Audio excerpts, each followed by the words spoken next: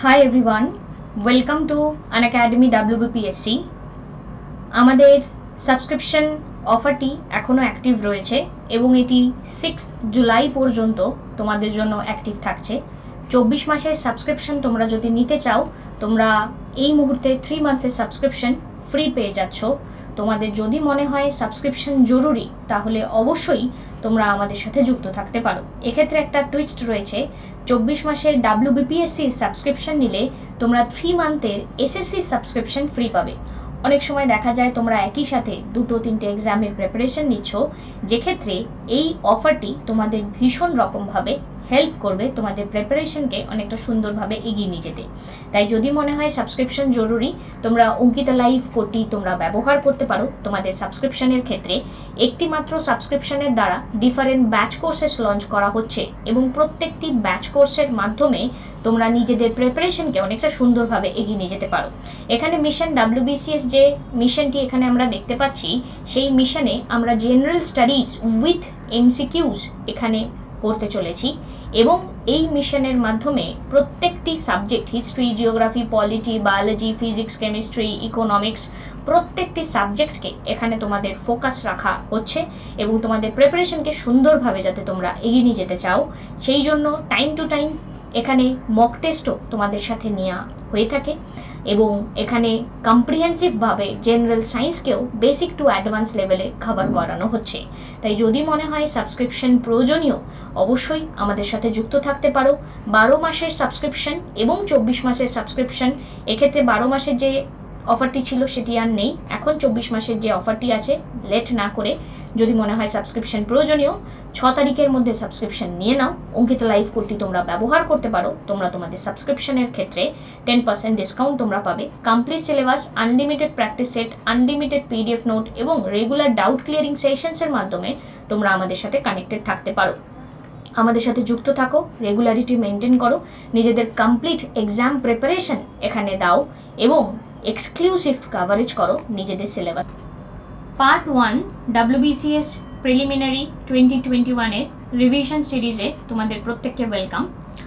আজকের এই সিরিজের মাধ্যমে সোম থেকে শুক্র ঠিক রাত্রিবেলা 11টার সময় তোমরা এই ভিডিওটি পেয়ে যাবে এবং প্রত্যেকটি সাবজেক্টের কারেন্ট অ্যাফেয়ার্স ছাড়া আমি তোমাদেরকে কোশ্চেন দেব।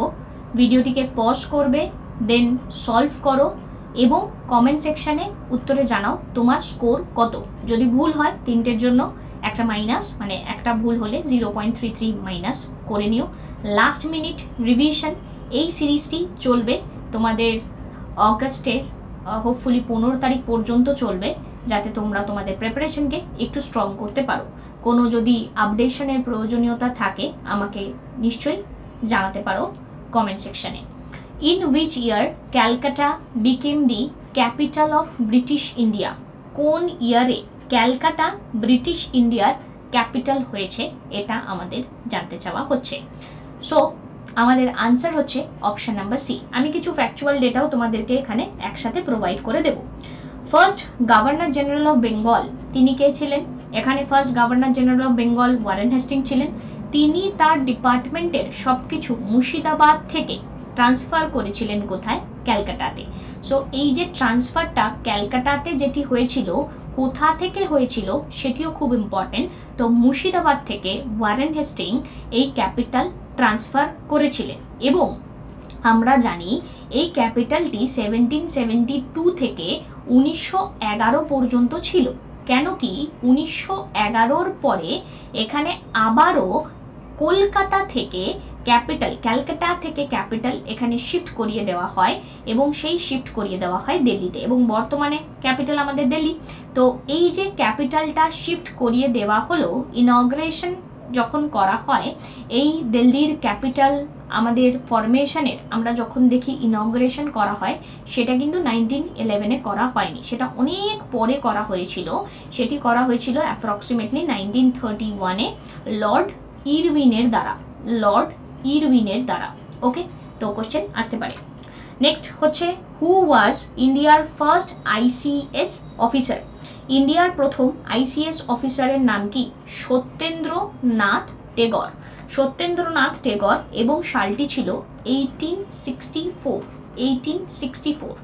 1864 ডিরেক্টলি এই কোশ্চেনটাও আসতে পারে কবে উনি ইন্ডিয়া সিভিল সার্ভিস পাস করলেন। তো এখানে সত্যেন্দ্রনাথ টেগর 1864। আচ্ছা, কিভাবে মনে রাখতে পারি?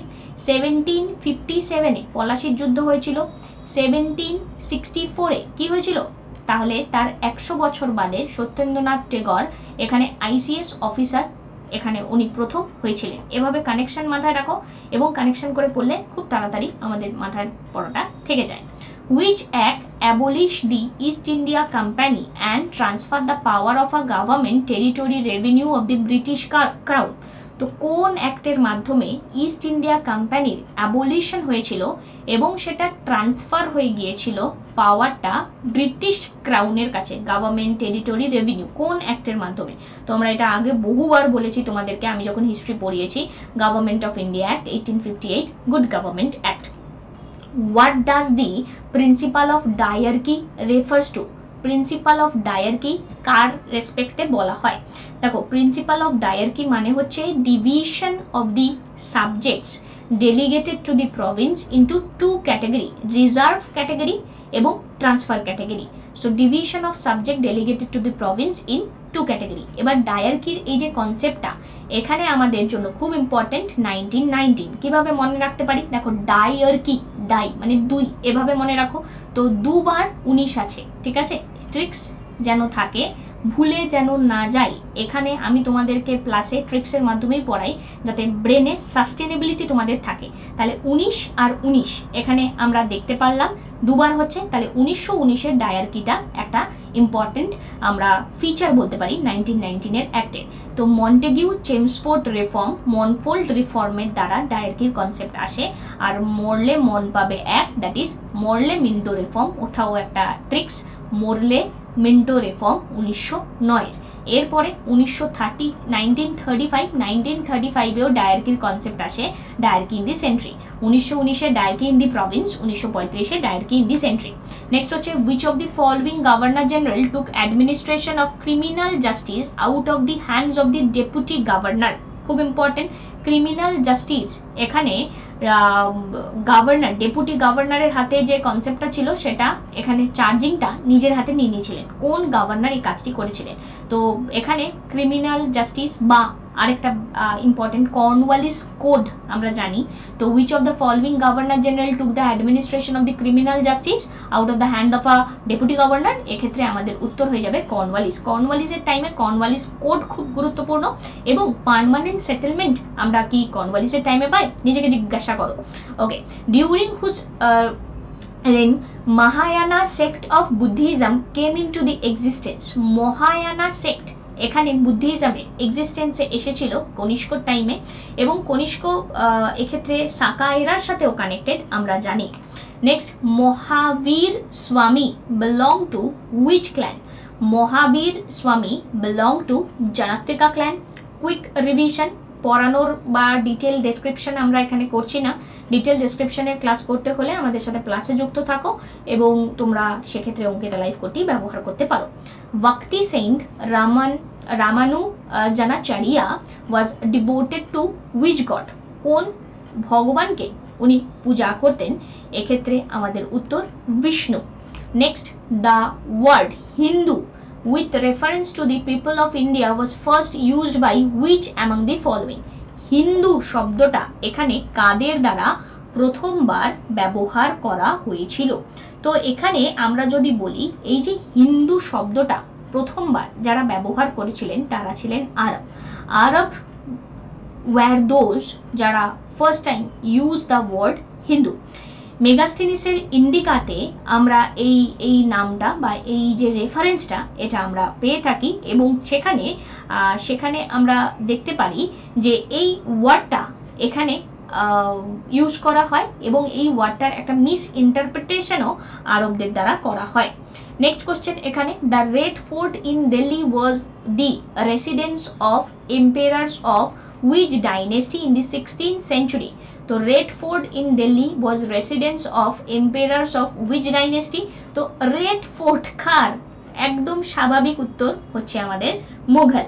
Next question, supreme court has made right to free education right to free education as a part of which among the following right, right to free education. তো right to free education এক্ষেত্রে দেখো fundamental right হোক বা না হোক, এখানে আবার mention করে দিয়েছে কোন পার্টিকুলার রাইটের আন্ডারে। তো এটি হচ্ছে রাইট টু লাইফের আন্ডারে। ওকে, তো রাইট টু লাইফে এখানে সুপ্রিম কোর্ট তার জাজমেন্টে বলে দিয়েছিল enforceable right to life and personal liberty guaranteed by the constitution under the article 21। তো রাইট টু ফ্রি এডুকেশন এখানে আমাদের রাইট টু লাইফের মধ্যে পড়ছে। এবং আমরা যদি এক্ষেত্রে বলি, এই ক্ষেত্রে আমার এখানে বলা যেতে পারে একজন ব্যক্তির চাইলে পড়াশোনা করার অধিকার এখানে রয়েছে, এবং সেই যে এজ রেঞ্জটা 6 থেকে কত বছর নিজেকে জিজ্ঞাসা করো। In which among the following part of the Constitution of India are enshrined the fundamental duty? Part 3 of our Constitution deals with the fundamental right. Part 4 হচ্ছে গিয়ে আমাদের কি DPSP, আর Part 4A fundamental duty, Part 4A। এখানে এই পয়েন্টগুলোকে মাথায় রাখতে হবে। এবং এই যে Part 4A 42nd Amendment Act 1976, 42nd Amendment Act 1976, 42nd Amendment Act 1976 এর আন্ডারে এই যে নতুন পার্টটা অ্যাক্ট করা হলো, এই 4A টা এক্ষেত্রে আমরা দেখতে পারলাম এক্ষেত্রে আর্টিকেল একটা ইনসার্ট করা হলো 51A, আর্টিকেল 51A। তো এই কোশ্চেনগুলো রিপিটেডলি তোমাদের পরীক্ষাতে আসে, এই কোশ্চেনগুলোকে মাথায় রাখবে। এবং এখানে গুড মোরাল কন্ডাক্টকে তৈরি করার জন্য এই ফান্ডামেন্টাল ডিউটিটা অ্যাড করা হয়েছিল। Which of the following institution releases World Economic Outlook Report? World Economic Outlook Report। তো আউটলুক রিপোর্ট এখানে দেওয়ার মানে যেই অর্গানাইজেশন এই রিপোর্টটি পেশ করে থাকে international monetary fund. International monetary fund আমরা কিভাবে মাথায় রাখতে পারি, এত রিপোর্ট আসে কিভাবে এটাকে এক্সারসাইজ করতে পারি? World economic Outlook report. আচ্ছা, আউটলুক থেকে মানে খুবই একটা এক্সাম্পল একটা দিচ্ছি, মানে বাহ্যিক একটা রিপোর্ট, আউট একটা রিপোর্ট। তো একজন হিউম্যান বিংকে আমরা বাইরে থেকে তার অ্যাটায়ার দেখে, তার হাতে কত দামি ঘড়ি আছে, তার চোখে কত দামি চশমা আছে, কত দামি সে জামা প্যান্ট পরেছে, এটা দেখে ন্যাচারালি বোঝার চেষ্টা করি তার কাছে কত টাকা আছে। ঠিক আছে, সো মানিটারি ফান্ড বা তার কাছে কতটা ফান্ড আছে। তো ওয়ার্ল্ড ইকোনমিক আউটলুক রিপোর্ট এটি পেশ করা হয় ইন্টারন্যাশনাল মনিটারি ফান্ডের দ্বারা, IMF। নেক্সট এখানে in which year Sage act passed in parliament? পার্লামেন্টে সেজ অ্যাক্ট পাস হয়েছিল কবে? 2005-এ। 2005-এ পার্লামেন্টে সেজ অ্যাক্ট পাস হয়। Next, how many Indian state have touched the border of West Bengal? Indian state বলেছে, স্টেট কিছুদিন আগে আলোচনা করেছিলাম, বিহার, ঝাড়খণ্ড, আসাম, ওড়িশা, এখানে সিকিম। বিহার, ঝাড়খণ্ড, আসাম, ওড়িশা, সিকিম। সো এক্ষেত্রে আনসার ইজ 5। কান্ট্রি কটা কিছুদিন আগে কথা বলেছিলাম, আশা করি জানো। ওয়েস্ট বেঙ্গলের ল্যান্ড রিফর্ম অ্যাক্ট কত সালে এনফোর্সড হয়? প্রচুরবার পরীক্ষাতে এসেছে এবং it's important question for all of you. So এক্ষেত্রে ল্যান্ড রিফর্ম 1955। পরের যে 4টে কোশ্চেন আছে এটি আমি এক্সপ্লানেশন একদম দিচ্ছি না এবং বলছিও না। তো যদি মনে হয় এই টাইপের কোশ্চেনগুলো আরও একটা দুটো স্লাইডে জুড়ে দিলে তোমাদের রিভিশনটা হবে, বলবে, কারণ এগুলো আমরা পড়াই না, আমাদের ডিফারেন্ট এডুকেটররা রয়েছেন এখানে, তারা পড়িয়ে থাকেন তোমাদেরকে এই সাবজেক্টগুলো। এবং যদি মনে হয় আমাদের সাথে ক্লাসে যুক্ত থাকতে চাও, যুক্ত থাকতে পারো। তো একটি state of disorder due to the absence or non recognition of the authority or other controlling system, এটিকে বলে অ্যানার্কি, খুব ইম্পর্টেন্ট। নেক্সট হচ্ছে hoping against hope. Hoping against hope এক্ষেত্রে এটি বলা হয় উইদাউট হোপ।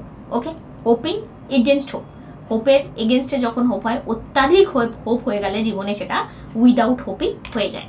এবার দুখানা কোশ্চেন আছে এখানে তোমাদের জন্য, আমি এটা আপকামিং ডেজে তোমাদের যদি রিকোয়ারমেন্ট ফিল হয় আমাকে জানাবে, আমি সেটা তোমাদের নাম্বারগুলো বাড়িয়ে দেবো এবং এখানে 20খানা কোশ্চেন থাকছে, সেটা 25টা কোশ্চেন করে দেবো। ঠিক আছে, বাট তোমাদের রিকোয়ারমেন্টটা এখানে আমার বোঝাটা ভীষণভাবে দরকারি। সো এক্ষেত্রে এই যে কোশ্চেনটি, এটির উত্তরটা এটা মিলিয়ে নিও তোমরা তোমাদের উত্তরটি। ওকে, আর এখানে কাপ যদি লিপের সাথে কানেক্টেড হয় তাহলে বার্ড কিসের সাথে connected? Obviously it's big, very easy. এইরকমই সোজা কোশ্চেন তোমাদের সাথে এসে থাকবে। তো সুস্থ থাকো, ভালো থাকো, পড়তে থাকো। ফাউন্ডেশন এই যে কোর্স ইন্ডিয়ান হিস্ট্রি, যারা 2022-কে টার্গেট করছো তারা আমাদের সাথে কানেক্টেড থাকতে পারো। রেগুলারিটি মেনটেন করো নিজেদের বেটার পারফরমেন্সের জন্য। আমাকে জানাও সংখ্যাটা 25 চাইছো কিনা, আমি 5টা কোশ্চেন তাহলে বাড়িয়ে দেবো, 20টা কোশ্চেনের বদলে 25টা কোশ্চেন তোমাদের সাথে শেয়ার করবো। রেগুলারিটি মেনটেন করো, নিজেদের প্র্যাকটিসটাকে চালু রাখো। রিভিশন মাস্ট, সাকসেস পাওয়ার জন্য রিভিশন ম্যান্ডেটরি। ইএমআই মেথডসের মাধ্যমেও তোমরা আমাদের সাথে যুক্ত থাকতে পারো। সাবস্ক্রিপশন যদি করার প্রয়োজনীয়তা বোধ করো, ডেসক্রিপশন আমার প্রোফাইলে লিঙ্ক প্রোভাইড করা রয়েছে, সেখানে চাইলে আমায় ফলো করতে পারো এবং আমার সাথে লাইভ ক্লাস তোমরা করতে পারো। Thank you, have a good day, take care.